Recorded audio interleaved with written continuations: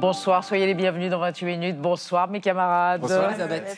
L'actualité, c'est le coup d'envoi hier de la Semaine internationale de la justice restaurative en France. Une approche nouvelle visant à compléter la justice punitive grâce au dialogue entre les victimes et les auteurs de délits ou d'infractions sur la base du volontariat, bien sûr.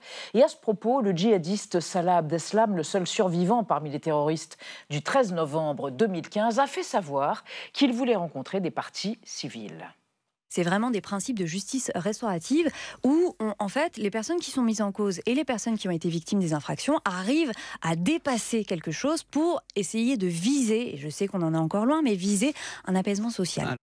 Alors la question est brûlante, faut-il élargir la justice restaurative au terrorisme, comme en Espagne où les ex-terroristes de l'ETA, par exemple, rencontrent les familles de leurs victimes? La justice restaurative peut-elle être un facteur d'apaisement? Ce sera le thème de notre débat. Et on vous retrouvera Marie Bonisseau et Xavier Mauduit pour vos chroniques. Et nous allons parler de la Pascaline, Elisabeth. La maison Christie's à Paris va vendre demain une Pascaline, donc cette machine à calculer inventée au XVIIe siècle par Blaise Pascal. Oui, Pascal, sa machine à calculer, il y a des polémiques. Doit-elle quitter le territoire national? Il y a même une action en justice. En tout cas, on va essayer de la faire marcher, cette machine. C'est pas gagné. J'ai même du mal avec un boulier, moi.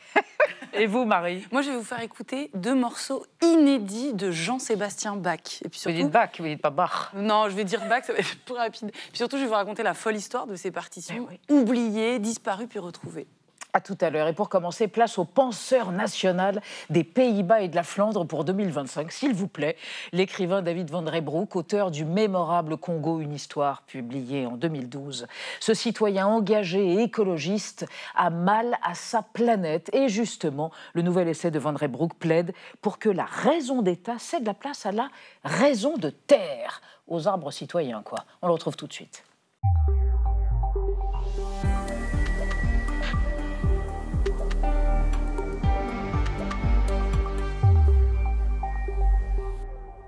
David Van Rijbroek, bonsoir. Bonsoir. Je vous présente Anna Ndiaye et Benjamin Sportouche. Bonsoir. Et je présente évidemment à nos amis spectateurs votre dernier essai, Le monde et la terre, chez Actes Sud.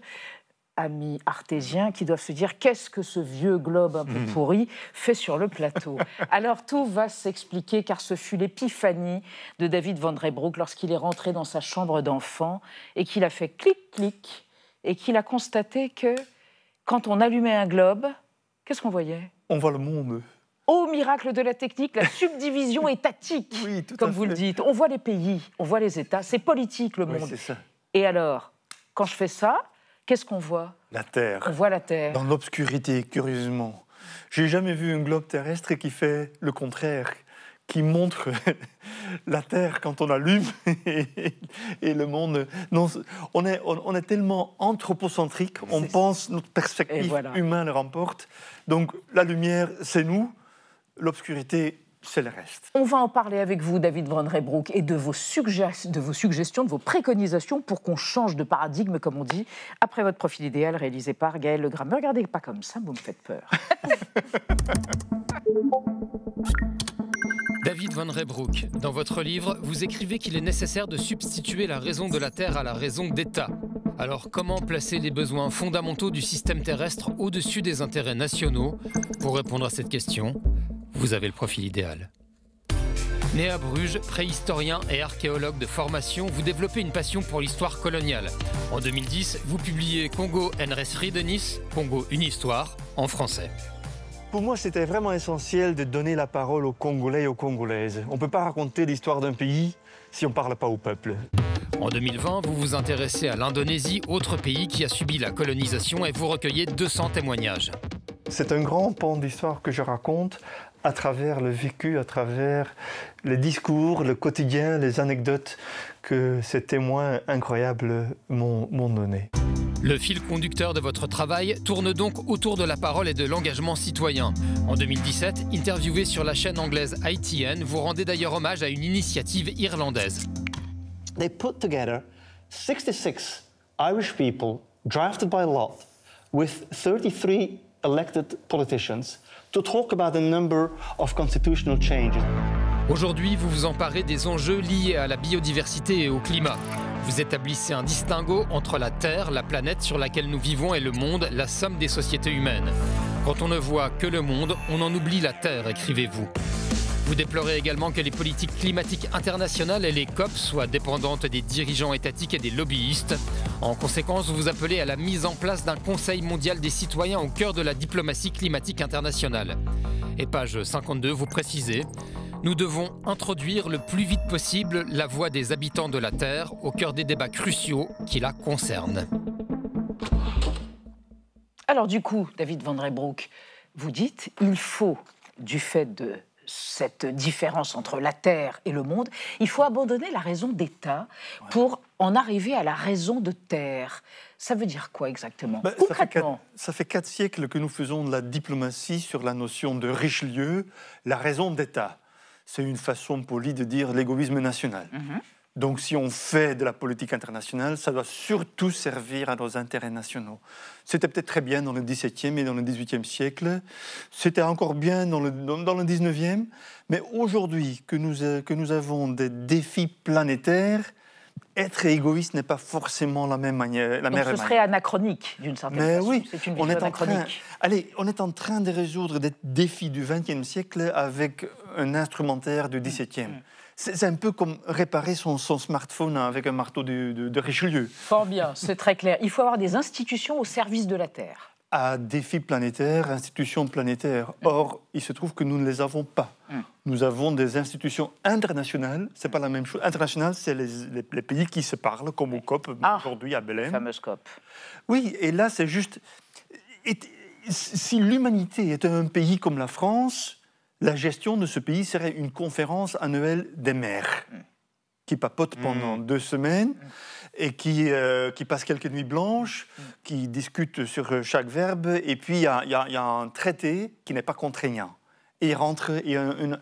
Mais c'est dingue que face aux défis planétaires gigantesques, nous restons bloqués avec un modèle, une méthode complètement ringarde. Oui. Donc très concrètement, ça voudrait dire par exemple, pour bien faire, que la France devrait défendre les intérêts d'un autre pays en danger, par exemple les Maldives, qui sont menacées par la montée des eaux, si on vous comprend bien, c'est un peu ça. La France le dit déjà, tous les pays le disent déjà, mais les pays pensent toujours comme des pays.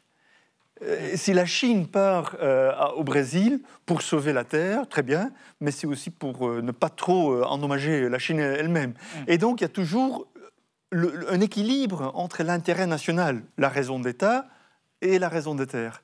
Et ce que je préconise dans le livre, mais il faut regarder à une expérience qui a été faite il y a quelques années, où pour la première fois, il y a eu une assemblée mondiale des terriens, des habitants de la Terre, qui ne représentent pas le Brésil, la Chine, la France ou la Hollande, mais qui disent « nous, on est ici en tant que représentants de la race humaine ». Et c'était impressionnant de voir, c'était les gens qui sont beaucoup moins instruits que les diplomates qui se retrouvent dans les grandes conférences internationales, mais la sagesse et la volonté d'avancer et d'aller plus vite que les délégations nationales au COP, c'était quand même très, très, très impressionnant. Oui, car eux, contrairement à la COP 28, qui vous a rendu fou, celle qui a eu lieu à Dubaï, il n'y avait pas de lobbyistes au sein de cette assemblée de citoyens. Ça a été un déclic pour vous, la COP 28 de Dubaï, pétromonarchie avec 2000 et quelques lobbyistes pour les énergies fossiles. C'était il y a 2 ans. Oui. Le COP 28 à Dubaï, il y avait 2500 lobbyistes. Il y avait plus de lobbyistes du secteur fossile qui ont un badge national parce qu'on les insère, on les intègre dans les délégations nationales. Et il y avait plus de lobbyistes fossiles que des représentants des instituts scientifiques des peuples, des pays vulnérables et des peuples autochtones. Scandaleux. Alors, on va évoquer avec vous et avec Anna ce qui se passe, les marches citoyennes. Et ça, c'est en ce moment à Belém. À Belém, à la COP 30. Exactement. 50 000 personnes ont manifesté samedi dernier dans les rues de Belém pour faire entendre leur voix, pas celle de leurs États, mais celle des vrais gens qui ont des vrais problèmes. Il y avait donc des jeunes, des militants écologistes venus d'à peu près tous les pays, y compris des États-Unis, des ONG, des syndicats et des représentants des peuples indigènes. Alors, tous ont salué le retour d'un espace démocratique indispensable à leurs yeux et dénoncé une COP qui est absolument stérile parce que les gouvernements n'avancent pas suffisamment vite. Parmi leurs nombreuses revendications sur leurs pancartes, il y avait notamment celle de faire payer plus les grands pollueurs dans un souci de justice climatique et puis évidemment de sortir très rapidement, le plus rapidement possible en tout cas, des énergies fossiles. Vous, est-ce que vous pensez que ces mesures, ces revendications, elles ont des chances d'être entendues et surtout d'être prises en compte avant la fin de la COP vendredi ? C'est une excellente question. Et on a aussi vu que les peuples indigènes de l'Amazonie ont même enfoncé la porte de la zone bleue. Donc c'est la zone au cœur même du COP où les grandes négociations ont lieu. Et je trouve tout à fait compréhensible qu'ils font ça. Parce que c'est leur futur qui est débattu, sauf que eux, ils n'y sont pas. Et donc, tant qu'on exclut les habitants de la Terre et tant qu'on donne le monopole de discussion aux diplomates nationaux avec leurs lobbyistes, on ne va pas y arriver. Et vous dites qu'il faut s'ouvrir aux pensées orientales et africaines. Ah oui, vous prenez ces exemples. Et par exemple, je trouve vous avez le plus marqué. La diplomatie, aujourd'hui, la diplomatie internationale, tout le monde suit Richelieu, parce qu'après la décolonisation, les nouveaux pays, ils ont copié le système diplomatique de leurs anciens colonisateurs, malheureusement. Alors que dans la tradition africaine, il y a l'idée de Ubuntu. Afrique du Sud, hein, Afrique du Sud, Mandela l'a préconisé à la fin de l'époque apartheid. On ne va pas juste punir les coupables d'apartheid, on va aussi réparer le tissu social. Ubuntu, ça veut dire « je suis parce que nous sommes ». Ce n'est pas Descartes qui a dit ça. Descartes a dit « je suis, et à cause de ça, j'existe, et le monde aussi ». Donc il y a le nombrilisme européen face à une espèce de philosophie d'interconnectivité. Je trouve que c'est formidable. Vous considérez qu'il faut élargir le cercle de l'éthique? On est des citoyens de la Terre et de la nature. Ça, c'était le forestier américain Aldo Leopold qui disait ça dans les années 40. Est-ce que vous êtes d'accord pour qu'on accorde des droits juridiques? C'est un débat qui agite l'Occident, et pas que l'Occident depuis 50 ans, des droits juridiques aux vivants non humains. Fleuves, lagunes, arbres. Il y a eu un exemple en Espagne que vous citez et que citent pas mal d'écologistes. La Mar Menor. C'est une pensée qui a commencé d'abord en Amérique latine. Il y a plusieurs écotypes qui ont eu une certaine personnalité juridique. À premier abord, on se dit, mais c'est quand même curieux de donner des droits à un fleuve, une réserve naturelle, un fleuve. Et en même temps, n'oublions pas qu'il y a 120 ans, les femmes n'avaient pas de statut juridique non plus. Les sociétés, les entreprises n'avaient pas de société juridique non plus. Donc le droit peut évoluer. Maintenant, le premier endroit en Europe, c'était le Mar Menor en Espagne, qui a été très pollué à cause d'un accident, je pense avec le pétrole. Et donc on a dit, c'est quand même un écosystème extrêmement important et vulnérable, donc on va donner certains droits. Et je pense que j'aimerais bien voir qu'il y aura une accélération dans ce genre de droits. Je pense aussi que l'écocide doit être... Si on reconnaît le génocide, et malheureusement on en voit 2 pour l'instant, si on reconnaît le génocide, il faut aussi dire, mais il y a aussi l'écocide. C'est quand même bizarre que des sociétés comme Shell ou Total peuvent provoquer des dégâts environnementaux monumentaux sans que ça soit illégal. Donc vous avez encore quelques combats à mener, David Van Reybrouck. On est heureux, on vous accompagne autant qu'on peut. Voilà. Et ça, par contre, on le garde. Allez, on garde notre globe éteint, vous remarquerez. La Terre, pas le monde. C'est fantastique. Merci David Van Reybrouck. Le monde et la Terre aux éditions Actes Sud. Merci infiniment d'être venu dans 28 minutes. On va passer à notre débat sur la justice restaurative, autrement dit, des médiations encadrées entre victimes et auteurs de crimes ou d'infractions, afin de compléter par le dialogue la justice punitive, ce que le philosophe Paul Ricoeur nommait la vengeance civilisée. Le parquet national antiterroriste français souhaite élargir aux victimes et aux auteurs d'attentats terroristes. Est-ce que ce sera une banalisation du terrorisme, une perversion, ou au contraire un pas de plus vers la reconstruction des victimes et l'apaisement? Débat après la mise au point de Sandrine Le Calvez.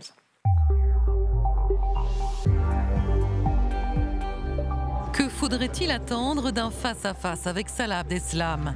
Condamné à la perpétuité incompressible, le terroriste, seul membre encore en vie des commandos du 13 novembre 2015, a exprimé le souhait d'échanger avec des rescapés et des proches des victimes. On a une personne qui potentiellement aimerait pouvoir expliquer un peu la situation et peut-être discuter, ouvrir une porte aux parties civiles, si toutefois celle-ci le souhaite. C'est vraiment des principes de justice restaurative. Cette requête divise les parties civiles. Des victimes se disent ulcérées par une démarche perverse. D'autres, comme ce rescapé du Bataclan, n'y sont pas opposés. Arthur Desnouveaux a lui-même déjà rencontré le terroriste en marge du procès. On ne peut pas priver Salah Abdeslam du droit à vouloir parler aux victimes. Et si des victimes veulent le faire, tant mieux pour elles. Chacun son chemin de reconstruction. Introduite en France en 2014, encore assez peu utilisée, la justice restaurative permet à des auteurs d'infractions et des parties civiles de se rencontrer dans un cadre sécurisé. Le film « Je verrai toujours vos visages » en a fait découvrir le principe. le parquet national antiterroriste souhaite désormais encadrer l'application de la justice restaurative aux auteurs et aux victimes d'attentats, comme l'ont déjà fait l'Italie endeuillée par les Brigades Rouges, l'Espagne par l'ETA ou encore la Belgique, frappée par des attentats de l'État islamique en 2016. Les victimes qui étaient dans le métro à Bruxelles, c'est très très proche de ce qu'ont vécu nos victimes du 13 novembre, disent que c'est une manière de se reconnecter à l'humanité. Et il ne faut pas croire que la justice restaurative banalise ces crimes, au contraire. Alors, 10 ans après les attentats du 13 novembre, la justice restaurative doit-elle être étendue au cas de terrorisme? Sous quelles conditions? Et quels en seraient les bienfaits? Nos trois invités sont évidemment éminemment concernés par ces questions. Stéphanie Zareff, bonsoir. Vous êtes une rescapée du Bataclan. Vous êtes trésorière de l'association Life for Paris et membre de l'association d'aide française aux victimes du terrorisme. Vous avez pu échanger pendant quelques minutes avec Salah Abdeslam lors du procès V13. Et selon vous, la possibilité de la justice restaurative doit s'élargir aux victimes et aux acteurs du terrorisme. Elle doit exister car cela ouvre une porte pour le dialogue. C'est dommage, ajoutez-vous, de rejeter l'idée d'office et de fermer le débat. À côté de vous, Maître Samia Maktouf, bonsoir. Vous êtes avocate pénaliste au barreau de Paris. Selon vous, le procédé de justice restaurative dans le cas du terrorisme arrive trop tôt et ne permet pas de respecter les victimes. Salah Abdeslam est le seul qui tirerait profit de cet échange. Il souhaite seulement améliorer son image. Et à côté de vous, Benjamin Sayous, bonsoir, directeur de l'Institut français de la justice restaurative. Selon vous, cette justice restaurative est conçue pour toutes les infractions graves, donc le terrorisme en fait partie. Elle s'inscrit, ajoutez-vous, dans une complémentarité de la justice pénale et les bienfaits sont présents aussi bien du côté des victimes que des auteurs de l'infraction. Et on va démarrer notre débat avec l'alinéa du jour qui nous renvoie à 2014. Oui, c'est ça, c'est celui qui prévoit la justice restaurative dans le Code de procédure pénale, en l'occurrence l'article 10, alinéa 1, et qui dit ceci: à l'occasion de toute procédure pénale, la victime et l'auteur d'une infraction, sous réserve que les faits aient été reconnus, peuvent se voir proposer une mesure de justice restaurative, une procédure introduite en 2014 dans notre droit. Benjamin Sayous, c'est une démarche complémentaire, il faut le dire, de la justice pénale et sur la base du volontariat. Absolument. Le procès peut répondre à un certain nombre de questions sur établir la véracité des faits, réparer, indemniser les victimes. Et il y a plein de questions qui demeurent après cette justice. Et là, il faut pouvoir poser peut-être parfois directement la question à l'auteur, parfois répondre directement à la victime. Et c'est le principe de la justice restaurative que d'accompagner cette démarche et de la sécuriser. Samia Maktouf, aujourd'hui, ça concerne très peu de cas en France. On parle à peu près de 300, et principalement pour quels crimes et délits? Les violences sexuelles, c'est ça? C'est pour ça qu'on a recours à la justice restaurative. Du vote de la loi de 2014. Donc vous voyez qu'on est très loin de la loi, très loin des délits et crimes terroristes. Ça veut dire qu'on est plus en droit commun qu'en droit que le terrorisme, qui n'est pas véritablement du droit commun, puisqu'il y a une rupture du lien social. Il y a un déni idéologique entre... les auteurs sont dans un déni idéologique, et restaurer ce lien social, peut-être, je ne suis pas négatif, peut-être qu'on pourra y arriver, mais encore faut-il que ces faits aient été reconnus. Vous l'avez rappelé et dit, c'est l'article 10, alinéa 1 de la loi 2014. Stéphanie Zareff, vous aviez entendu parler de la justice restaurative avant le procès ou pas, vous? À aucun moment? À aucun moment. Ni quand je suis allée porter plainte en décembre 2015, ni lors de la préparation du procès avec mon avocat. J'en ai entendu parler la première fois suite à cet échange avec Salah Abdeslam. J'ai un petit peu débriefé avec Maître Ronen. Donc elle m'a juste évoqué... L'avocate de Salah Abdeslam, qu'on a vu tout à l'heure dans le sujet. On avait juste discuté quelques minutes et elle m'a juste cité le nom. Et après, je suis passée à autre chose.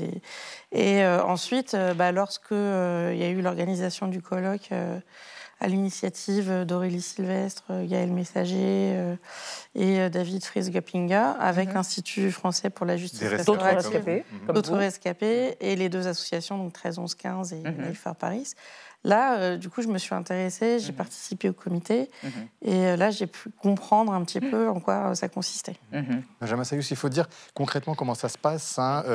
Le cas le plus répandu, c'est qu'il y a des médiations auteurs victimes, c'est bien ça? Oui, c'est comme ça que ça se passe? Concernés par les mêmes faits, vraiment la même infraction, c'est dans ces cadre ces échanges, il n'y a pas toujours une rencontre en face à face, c'est pas toujours le cas, c'est un dialogue, mais surtout l'objectif c'est d'accompagner les personnes. Donc le processus peut être long, c'est une préparation individuelle de chaque côté qui vise à permettre de s'assurer que les personnes soient prêtes à cette démarche. Personne n'est poussé dans cette direction. Ça peut être interrompu à tout moment. C'est ça, c'est le volontariat, donc c'est possible à tout moment de la procédure pénale, dans toute procédure pénale, mais donc aussi, qui dit volontaire dit je peux m'arrêter quand je veux. C'est sous le contrôle de l'autorité judiciaire, donc qui s'assure que toutes les conditions sont réunies, totalement confidentielles. Voilà, donc on a des garanties. Et là, on est dans la semaine internationale de la justice restaurative. C'est donc international en Belgique, au Canada, dans d'autres pays, en Espagne notamment. La justice restaurative, ça date du milieu des années 70, donc on a de longues expériences devant nous. Tout le travail de notre institut, dès le départ, c'était même avant la loi, c'était de pouvoir réunir tout ce corpus de connaissances et d'expériences au service des praticiens et des praticiennes en France. Donc, depuis, ça fait 10 ans qu'on met en place ça. Alors, c'est vrai que 300 mesures, c'est peut-être pas beaucoup chaque année, mais cumulé, ça fait beaucoup de gens, surtout c'est des crimes et des délits graves. Maître Mactou, sur les cas de terrorisme, ça s'est passé en Espagne, par exemple, avec le TA. Donc, on a quand même un précédent en Europe. Sur le principe, je trouve que c'est très bien de l'envisager. Encore faut-il que ça soit fait avec un consentement le plus large à la fois des victimes et des personnes éligibles à cette justice. Je parle de cette justice qui, en principe, ne devrait pas être sélective. Oui, restaurative, mais pas sélective. Pourquoi j'utilise le terme sélectif? C'est que moi, par exemple, pour avoir été présente dans pratiquement l'ensemble des attentats terroristes que la France est connue, en partant du procès de Meyrat, des attentats du Mohamed Merah à Toulouse, les attentats du 14 juillet, de l'Hypercacher, de Charlie, de la basilique de Nice, moi, je découvre votre présence, je suis heureuse de le savoir, mais je vous découvre, monsieur. Je découvre ce que vous êtes en train de faire. J'ai pris la peine de contacter sur les 42 parties civiles du procès du 13 novembre. Personne des victimes que je représente, partie civile, n'ait été sensibilisé ou appris ou connu quoi que ce soit sur cette justice. C'est pourquoi je dis aujourd'hui, elle bénéficie aux auteurs. Pourquoi? Parce que c'est un moyen de communication pour les auteurs.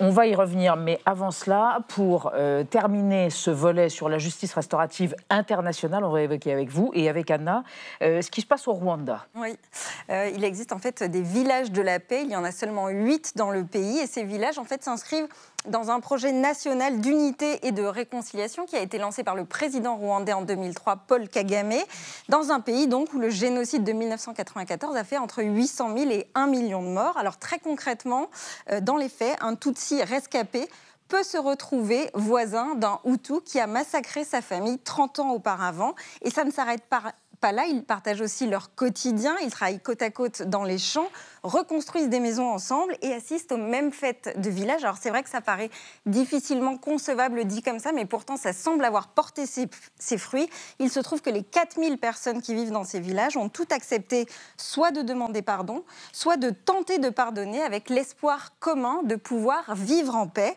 Mais avant d'en arriver là, évidemment, les anciens bourreaux ont été accompagnés pendant leur peine de prison à prendre conscience de leurs actes. Et ça, c'est le travail de l'ONG Prison Fellowship évangéliste. Ils ont ensuite pu intégrer ces villages à la condition de reconnaître leurs crimes et d'accepter de demander pardon. Et de l'autre côté, du côté des victimes, eh bien elles bénéficient d'un soutien psychologique, elles doivent s'asseoir et discuter régulièrement avec leurs bourreaux et sont invitées à raconter leur histoire aux autres villageois, mais aussi à des touristes étrangers, autant de fois que nécessaire, pour libérer la parole autour de ce sujet. Alors évidemment, ça n'est pas un système parfait, ça ne résout pas le problème du traumatisme, en un claquement de doigts en tout cas, et puis surtout, le pardon prend du temps et n'est pas quelque chose d'automatique. Je me tourne vers vous, Maître Samia Maktouf, une nouvelle fois.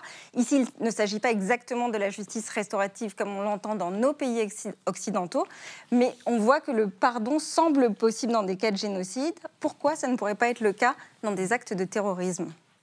vous êtes en train d'évoquer des cas où, vous l'avez vous-même prononcé, il y a une reconnaissance de fait, il y a une reconnaissance de responsabilité. Ce que vous avez évoqué a existé dans d'autres pays, notamment l'Afrique du Sud, où le régime de l'apartheid était monnaie courante et régime d'État. Donc ce n'est pas impossible, et au contraire, je trouve qu'une paix sociale est formidable et ne peut qu'apporter de la prospérité dans un pays. Ce que je voudrais dire, pardon, en tant qu'avocate, je reviens aux sources, à l'article du Code de procédure pénale, où il faut qu'il y ait un minimum de reconnaissance, de responsabilité, d'empathie et de respect pour les victimes. Autrement, ce dialogue tant attendu, qui est favorable et bien fait pour la société, ne peut pas être instauré. Je ne suis pas en train de parler du principe. Le principe, je l'applaudis, je l'accueille. Encore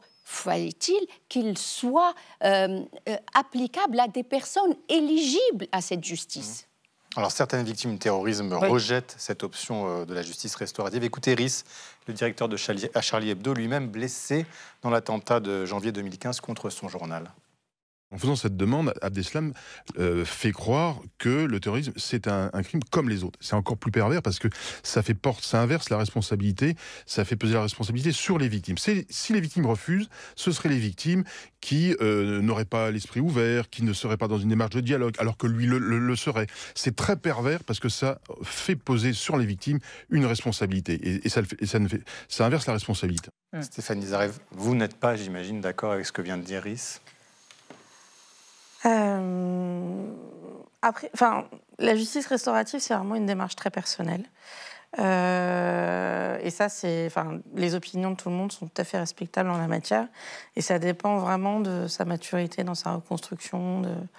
Moi, j'ai pas de jugement à porter sur la démarche de Salah Abdeslam ou autre. Je suis pas dans sa tête. Vous seriez prête à entamer une démarche avec médiateur, bien sûr, et à rencontrer Salah Abdeslam. Vous l'avez rencontré à la fin d'une audience, c'est ça? Oui, c'était après qu'il ait parlé pendant 3 jours. Je m'étais persuadée moi-même que j'attendais pas à ce qu'il parle et je voulais pas rester suspendue à ses lèvres, si je puis dire, pendant le procès. Et mes réactions émotionnelles m'ont montré qu'en fait, si, j'attendais son récit, en fait. Et je suis passée un petit peu par tout le spectre émotionnel pendant son récit. J'ai été tendue comme c'est pas permis. Et quand il a fini, j'ai vraiment ressenti une espèce de soulagement. Et comme il a fini en disant qu'il espérait que le fait qu'il ait parlé ait fait du bien à certaines victimes, je constatais que je me retrouvais dans ce cas-là. Donc j'ai eu un besoin d'aller voir son avocate pour lui dire. J'ai suivi ça par la web radio. Et donc, je me suis rendue au palais de justice. J'ai pu échanger avec... La séance était déjà levée. Il était tout seul dans le box. Et j'ai pu échanger avec Maître Ronen pour lui transmettre, pour qu'elle lui transmette ce que j'avais ressenti, en fait. Et c'est elle qui m'a dit, si vous le souhaitez, vous pouvez lui dire vous-même. Qu'est-ce que vous a apporté cet échange bref avec Salah Abdeslam ? Ça m'a un peu fait sortir de mon statut de victime, en fait. Il n'y avait plus cette emprise. Une identité pétrifiée. Voilà, une emprise et un mépris que le bourreau peut avoir de la victime, etc. Là, on échangeait d'être humain à être humain. En dehors de tout débat, en dehors de... Et donc, j'ai pu lui dire ce que j'avais à lui dire. Et il a accueilli ce que je lui ai dit, il m'a remercié. Il m'a souhaité bon courage pour la suite. Vous n'espériez pas de pardon? Ce n'était pas l'enjeu. Non, ce n'était pas l'enjeu. C'était vraiment de le remercier juste d'avoir parlé, en fait. Et que moi, ça m'avait fait du bien. Et donc, je ne suis pas dans cette démarche de pardon ni rien. C'est juste que j'avais besoin de dire ça. Et en fait, j'ai vraiment ressenti un soulagement et un apaisement. Et en gros, pour moi, le procès, c'est fini à ce moment-là. Benjamin Sayous. Oui, parce que c'est ça qu'il faut préciser, c'est que la justice restaurative, en tout cas en France, c'est pas l'institution du pardon. C'est pas la plupart du temps, lorsque les victimes s'engagent dans ce processus-là, c'est pas du tout dans cette direction-là. L'auteur, elles ont des questions à lui poser, elles ont parfois des choses à lui dire qui vont leur mettre un petit peu les idées en place, si je puis m'exprimer, et elles viennent chercher une compréhension de son côté, une prise de conscience. Mais c'est pas forcément chercher le pardon. Dans ce processus-là, la justice restaurative, elle vient juste sécuriser cette démarche, mais voilà, pas de pardon. Samia Makhlouf, quand vous entendez votre voisine, est-ce que ça ébranle un peu vos convictions? Je voudrais d'abord répondre à mon voisin. Salah Abdeslam a eu une année entière pour répondre aux questions posées par le président de la Cour d'assises spécialement composée, par les avocats des parties civiles, par les avocats généraux. On n'a pas eu de réponse. Salah Abdeslam a répondu au cas par cas. Il a répondu aux questions à laquelle il voulait répondre. Et c'est pour ça que je voudrais rejoindre ce qu'a dit Ritz.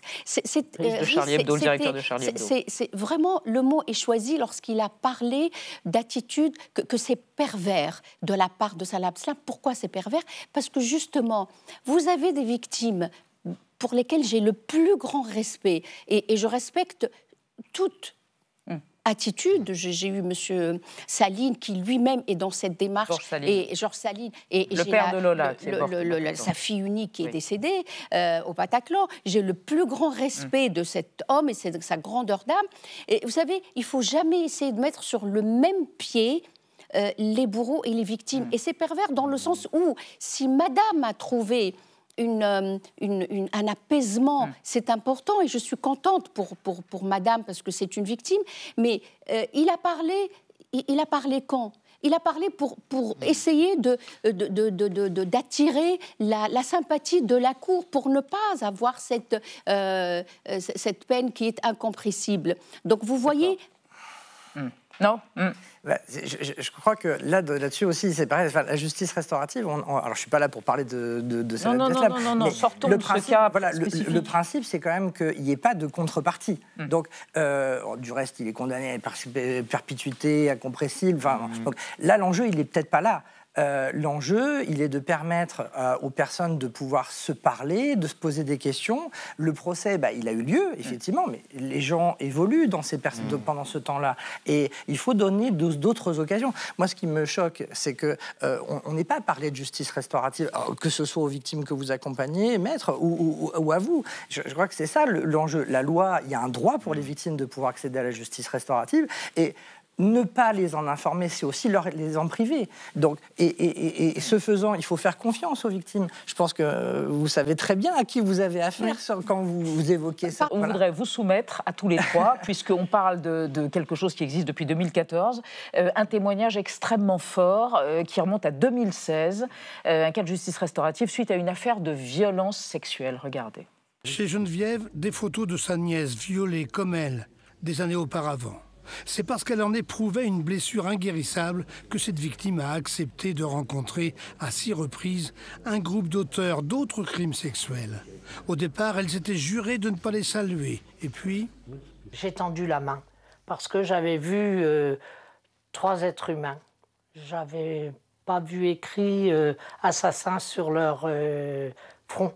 Ces rencontres m'ont permis d'avoir une réflexion autre que celle de la haine et de la vengeance. J'ai senti que j'avais un apaisement. En application depuis des années au Canada, la justice restaurative a entraîné une baisse des taux de récidive de 25% des délits sexuels. Stéphanie Zareff, ce mot d'apaisement, il fait écho chez vous? Oui, complètement, parce que j'ai eu de la colère au départ, etc., mais je sais pas, mon moteur, ça me bouffe trop d'énergie, je peux pas continuer là-dedans, et l'apaisement, ça permet d'avancer, justement, et puis de se projeter un petit peu dans l'avenir. Et surtout, moi, j'ai des questions, quand même, sur comment on en arrive là, en fait. Que ce soit Salah Abdeslam ou d'autres qui tombent dans le djihadisme. C'était, pour la plupart, des ados, des jeunes adultes. D'ailleurs, vous êtes allé à la rencontre de jeunes délinquants, vous-même, c'est ça? pour leur raconter ce qui vous est arrivé. Pour témoigner sur ce qui m'est arrivé, pour les sensibiliser sur les risques de la radicalisation, comment on peut tomber là-dedans. Mais pour pouvoir mieux les sensibiliser, j'ai besoin de comprendre comment ça se passe. Et moi, c'est ces questions-là que j'aimerais poser aux auteurs, que ce soit Salah Abdeslam ou d'autres. Vous voudriez continuer ce dialogue avec lui, avec Salah Abdeslam? Ou avec d'autres. Mais parce que j'ai besoin de comprendre, sinon moi, je ne peux pas avancer non plus. Vous avez soumis des cas de droit commun. Et la dernière chose que je voudrais dire, c'est que aujourd'hui, oui, pour cette justice, mais respectant les conditions, à savoir la reconnaissance des faits.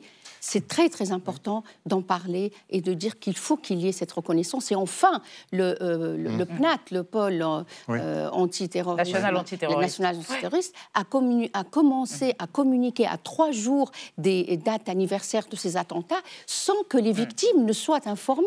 Sur un protocole, la mise en place d'un protocole justement de justice restaurative dans le terrorisme. Donc, sur lequel vous n'êtes pas d'accord et qui est pour vous une avancée, on imagine. Oui, je pense et vous allez y participer. Je pense que c'est très... Pardon, c'est pas que je ne suis pas d'accord, monsieur. Je ne suis pas informée. Je ne peux pas être d'accord sur quelque chose que j'ignore. Très bien. C'est différent. Benjamin Sayous, à propos de la justice restaurative, des criminologues et des chercheurs en criminologie évoquent le fait qu'elle peut aider à la désistance, c'est-à-dire la sortie d'un parcours délinquant dans le cas des auteurs de délits, de crimes qui acceptent de se prêter à cette justice restaurative. Oui, ça vous semble fondamental aussi? Bien sûr. Oui, c'est très important. C'est la visée sociale que l'on cherche, aussi bien pour les victimes que pour les auteurs. Les études montrent, avec groupe de contrôle, 25 à 35% de récidive en moins. Ça ne veut pas dire que tel individu pris comme ça ne va pas récidiver, mais par contre, la justice restaurative, elle permet cette prise de conscience, de se dire, c'est ce qu'on le voyait dans le film, je verrai toujours vos visages. Le film de Jeannery, vous parlez du film de Jeannery, sorti il y a 3 ans. L'auteur, il reverra toujours cette image de la victime et il aura du mal à se poser, il va se poser des questions forcément. C'est ça l'idée.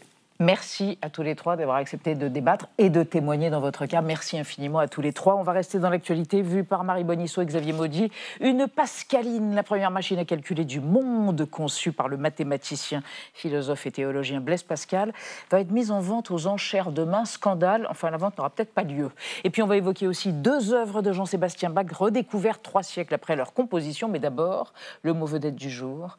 Ce soir, c'est Lucifer, le nom d'une nouvelle espèce d'abeille découverte en Australie, c'est entendu. Mégachile, Acariapis, Lucifer. Un nouvel animal nommé Lucifer. Tout le monde connaît Lucifer. Qu'est-ce que ça veut dire? Exactement ce que ça dit. Merci de m'en dire un peu plus. Entendu. La vie secrète des mots vedettes. Lucifer, du latin lux, lumière, et ferre, porter, traduisible par le porteur de lumière, désigne l'ange déchu dans la culture chrétienne avant de devenir avatar de Satan, l'adversaire de Dieu, ou du diable, le patron des enfers lui-même. Le 10 novembre, une chercheuse australienne a publié sa découverte d'une nouvelle abeille cornue baptisée Lucifer. Alors qu'elle travaillait sur une fleur menacée, l'experte en abeilles sauvages a collecté une étrange femelle indigène dotée de cornes, un attribut habituellement mâle. Lorsqu'elle rédige ensuite la description formelle de sa découverte, les cornes résonnent avec la série Lucifer qu'elle visionne à ce moment-là et explique son nom. 6 ans se sont écoulés, un délai habituel dans la science de la taxonomie des insectes, entre la découverte en 2019 et la publication de la recherche lundi, qui coïncide avec la Semaine australienne de la pollinisation, qui célèbre chaque année le rôle crucial des abeilles. Mais le rôle des cornes de 0,9 mm de Madame Lucifer est encore incertain. Bien avant de devenir une abeille, une série à succès ou un symbole démoniaque, Lucifer, le porteur de lumière, désignait pour les plumes de l'Antiquité l'étoile du matin, c'est-à-dire la planète Vénus, étoile brillante visible avant l'apparition du Soleil. Lucifer était ainsi comparé à la beauté de l'éclat de l'aurore, annonce d'un nouveau jour radieux. Les analyses ADN ont confirmé que Lucifer était bien une espèce jamais répertoriée, premier nouveau membre de son groupe d'abeilles à être décrit depuis plus de 20 ans. Le risque pointé par la chercheuse est simple, nous risquons de perdre ces espèces avant même de connaître leur existence. Un cauchemar où la fille de l'aurore plonge dans les ténèbres.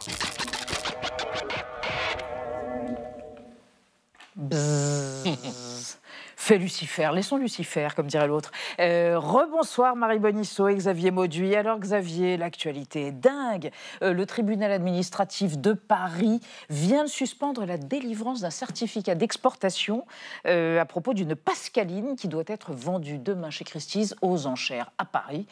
Bon, sera-t-elle vendue? On ne sait pas. Vous nous conduisez au XVIIe siècle. Ben oui, pour parler de la pascaline, cette machine à calculer inventée par Pascal en 1645. Blaise Pascal écrit au chancelier Séguier, c'est-à-dire qu'il écrit à un homme puissant qui a toute la justice des royaumes entre ses mains. Alors, c'est une lettre que tout le monde peut lire parce qu'il la publie. Vous savez, il demande en fait à se mettre sous la protection du chancelier Séguier. Mais c'est la pratique du moment, hein. Écrivain, artiste, scientifique, il faut être sous la protection de quelqu'un. Et dans sa lettre, eh bien, Pascal présente la machine qu'il a inventée 3 ans plus tôt, en 1642. Une machine à calculer, un système très complexe, une mécanique géniale, mais même délirante. Et Pascal le dit, désormais, plus besoin de plumes, de papier, plus de jetons.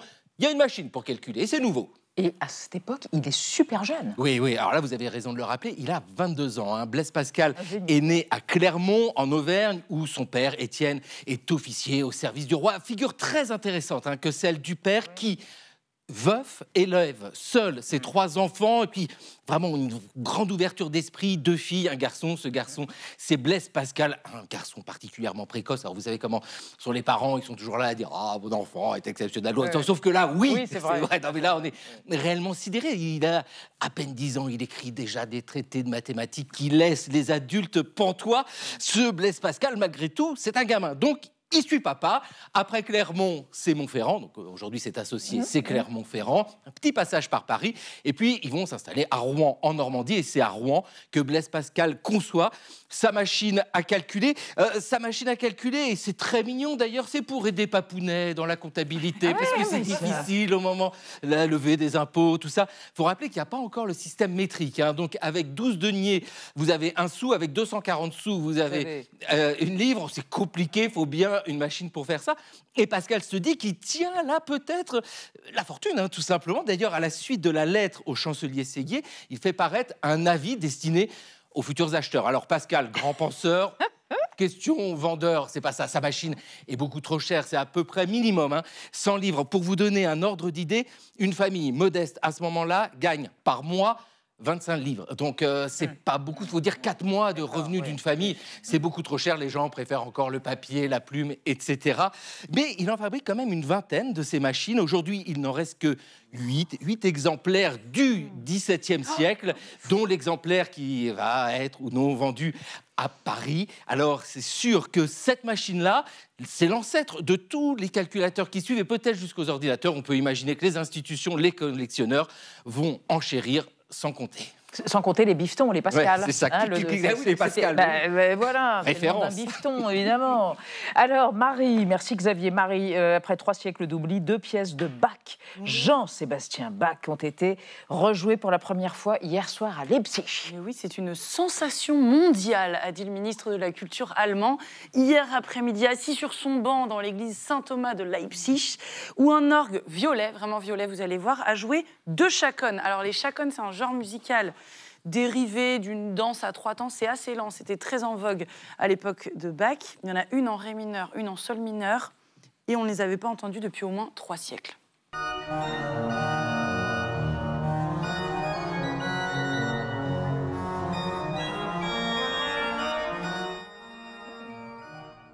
C'est Ton Koopman que vous écoutez en train de jouer de l'orgue. Bravo lui. Je trouve ça très chic de jouer du Bach dans l'église où Bach est enterré.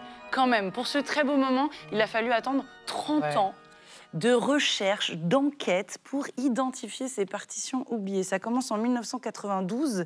Un musicologue allemand et très têtu, qui s'appelle Peter Wolny, est en train de farfouiner dans un fonds de partitions très riche et prestigieux à la Bibliothèque royale de Belgique, c'est à Bruxelles, et il tombe sur ces 2 chaconnes. Alors, problème, elles ne sont pas signées, elles ne sont pas datées. Mais Peter s'y connaît très bien en Bach, qu'il prononce sûrement Bach d'ailleurs. En bon spécialiste, il va reconnaître en fait le style de la composition musicale, cette manie d'associer des variations et des ostinatos avec une fugue étendue, typique de Jean-Sébastien. Je viens de ne pas comprendre ce que je viens de dire. Alors, il reconnaît aussi la patte du professeur d'orgue de Bach, qui c'est vrai l'a beaucoup influencé à ses débuts. Et puis il trouve que ces deux chaconnes, elles ressemblent un petit peu à une autre chaconne de Bach. Bref, il a une grosse intuition, maintenant il faut la prouver. Comment il va faire?